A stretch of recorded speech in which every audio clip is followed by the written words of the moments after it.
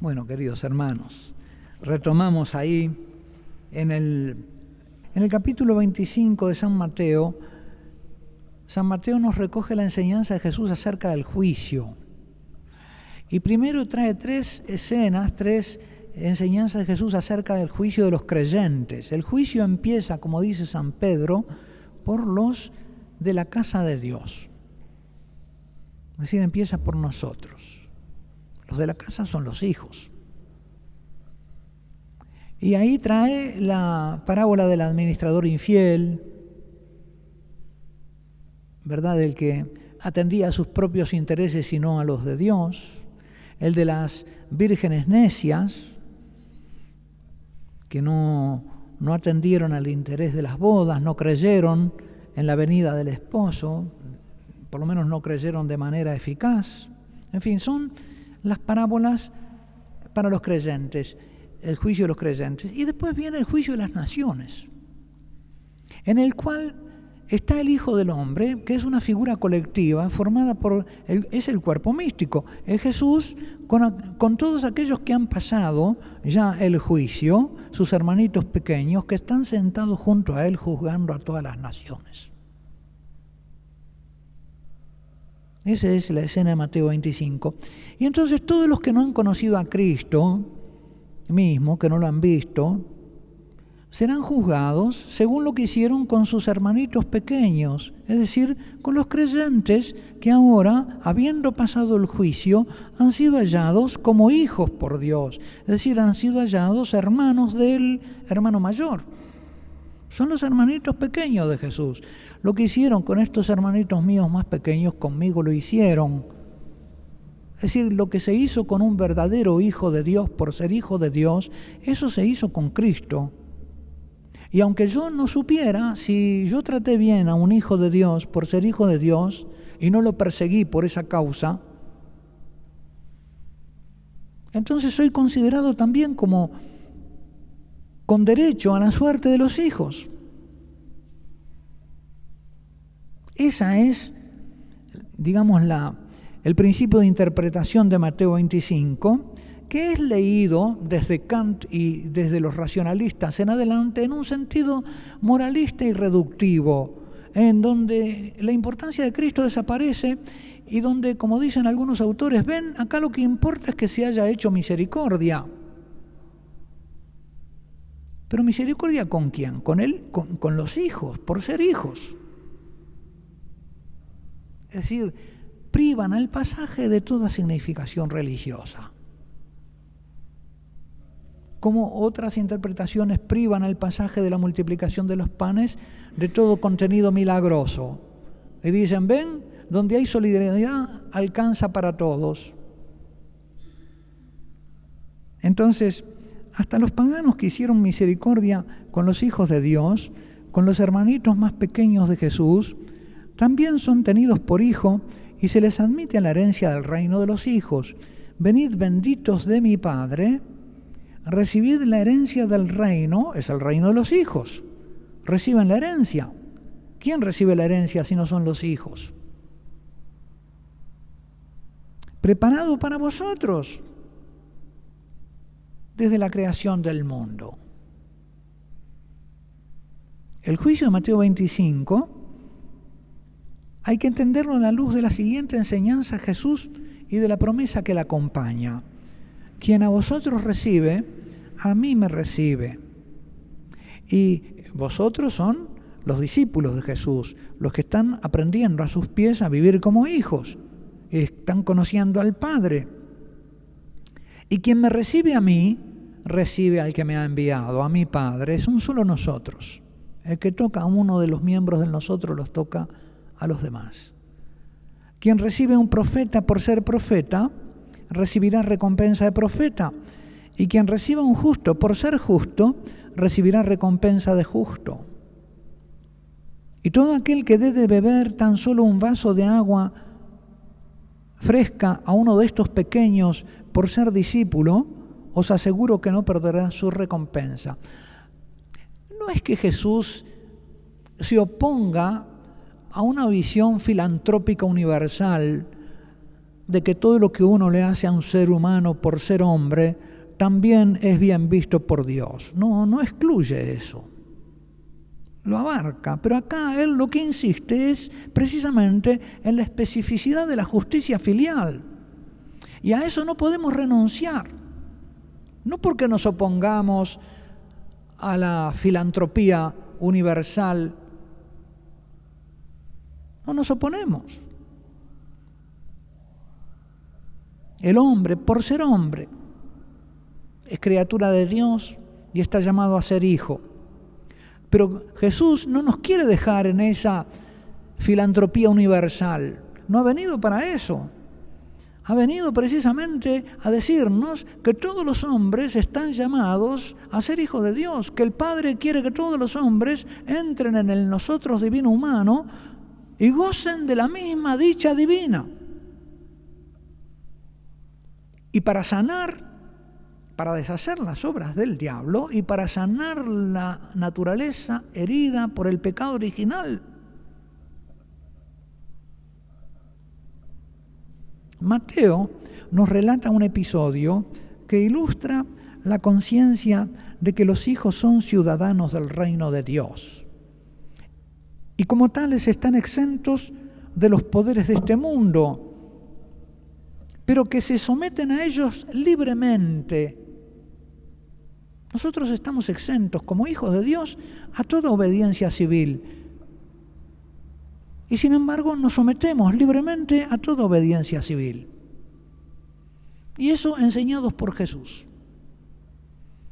Es decir, que nuestra sumisión a las autoridades civiles es libre y voluntaria. Sincera, pero libre y voluntaria. Porque de hecho no estamos sujetos.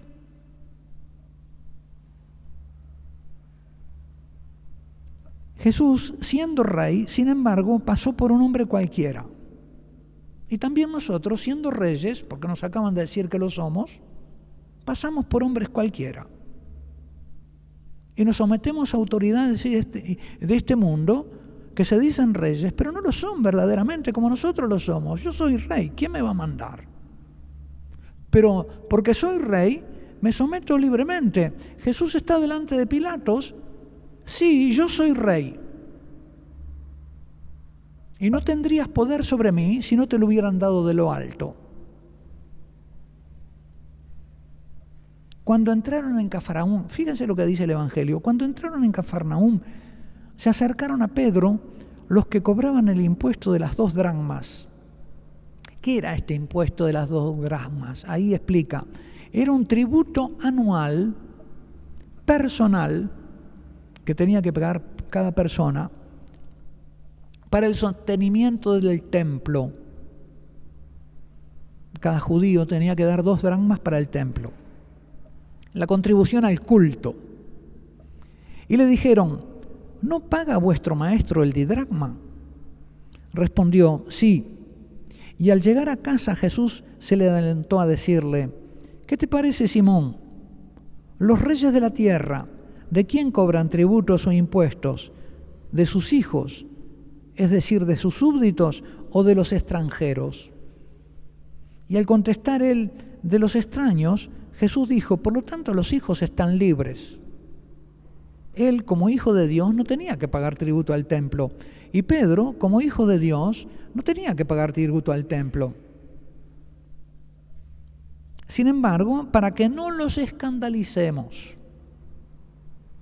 vete al mar, echa el anzuelo y el primer pez que salga, tómalo, ábrele la boca y encontrarás un estater. Tómalo y dáselo por ti y por mí. Bienaventurados los perseguidos. Hemos visto hasta ahora entonces, de ellos es el reino de los cielos, todos esos textos bíblicos relativos al reino. Ahora, la bienaventuranza de la persecución. Aquí hay sobre todo textos bíblicos que es importante leer y meditar para comprender. La Iglesia nació en medio de persecuciones. Nació con los discípulos encerrados en el cenáculo por miedo a los judíos y desde entonces siempre le acompañaron las persecuciones.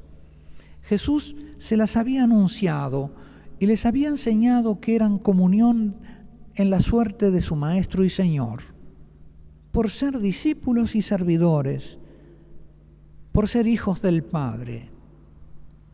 Jesús pone esta persecución en relación y en continuidad con las persecuciones de que fueron objeto los profetas. De la misma manera persiguieron a los profetas anteriores a vosotros. Somos reyes y profetas, sacerdotes, reyes y profetas. Haberlos perseguido y perseguir a los que Él les envía es un reproche que Jesús les hace a los que se le oponen, como lo muestra el texto siguiente del Evangelio. Ay de vosotros, está tomado del Evangelio de Mateo, y es extenso.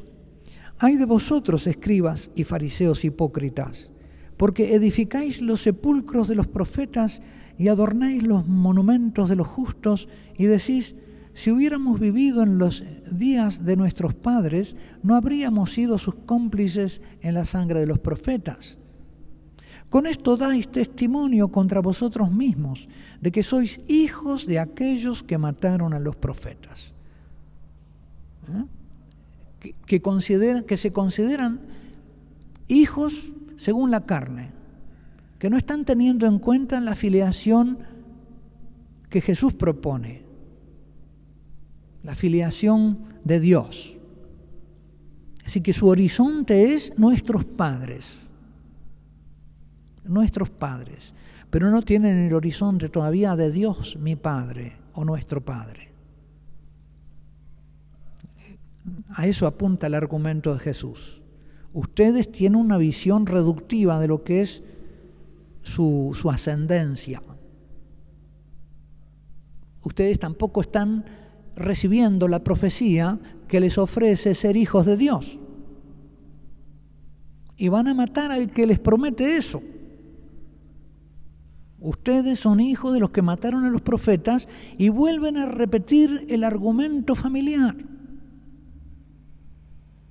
Como se repiten, ¿verdad?, ciertos argumentos en las familias, donde hay suicidios, donde hay violencia, donde hay adulterio. Se repite el argumento. Bueno, ustedes están repitiendo el argumento. Yo les estoy predicando de ser hijos de Dios, y ustedes dicen que son hijos de los que mataron a los profetas.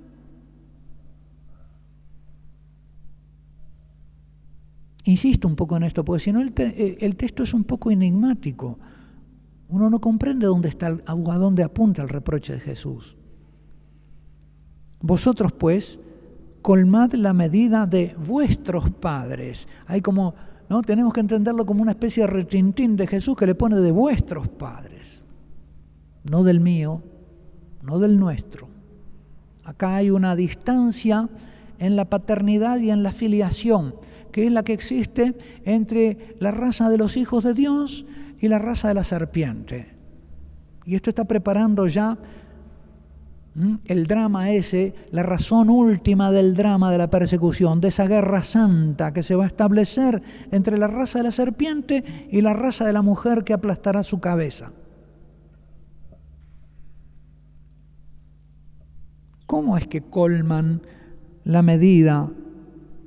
Persiguiendo a Jesús y a los nuevos profetas, sus discípulos. Prosigue Jesús diciendo: serpientes, generación de víboras. Ven, acá está la raza de la serpiente. Son los descendientes de la serpiente. Hijos, en el Evangelio de Juan, Jesús lo va a decir más claro: vuestro padre es el diablo. Por eso queréis matarme, porque no conocéis a mi Padre. Pero para Jesús hay esta percepción que se trata de dos razas de hombres, de dos generaciones, de dos paternidades, de dos ciudades, va a decir San Agustín. Y que no hay alternativa ni término medio, uno está en un lado o en otro. Tiene por padre a Dios o a Satanás. Porque a través de la herencia del pecado original hereda el pecado. Y por lo tanto, se inclina a formar parte y a construir la ciudad, la Babel, la ciudad de los hombres del pecado original, sobre la cual reina Satanás.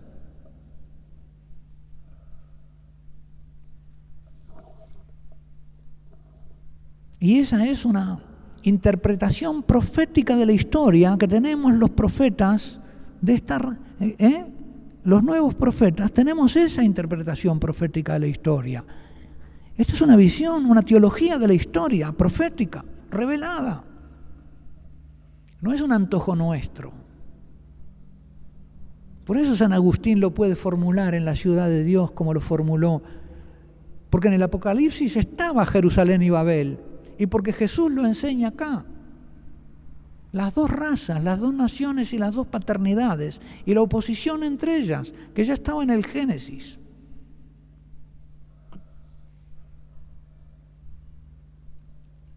Porque yo os envío profetas, sabios y escribas. Todos nosotros somos enviados por el Padre al mundo.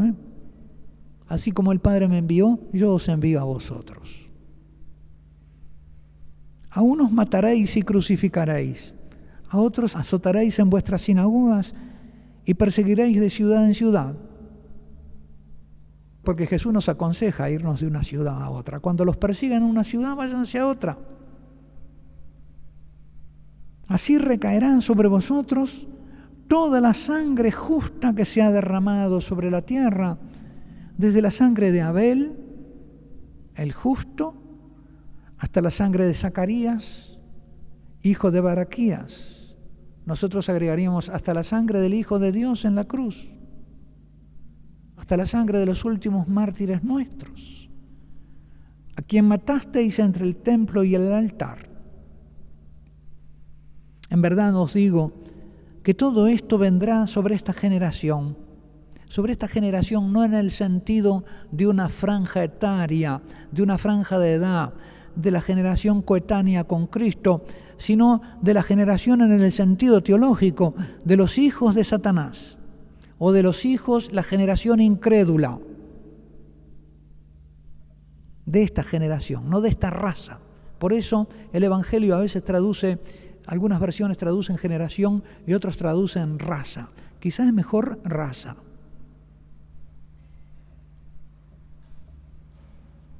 Jerusalén, Jerusalén, que matas a los profetas y apedreas a los que te son enviados. ¿Cuántas veces quise juntar a tus hijos como la gallina junta sus polluelos debajo de las alas, pero no quisiste? Esta constante de perseguir a los enviados de Dios y a los que le pertenecen es como una misteriosa e inicua ley.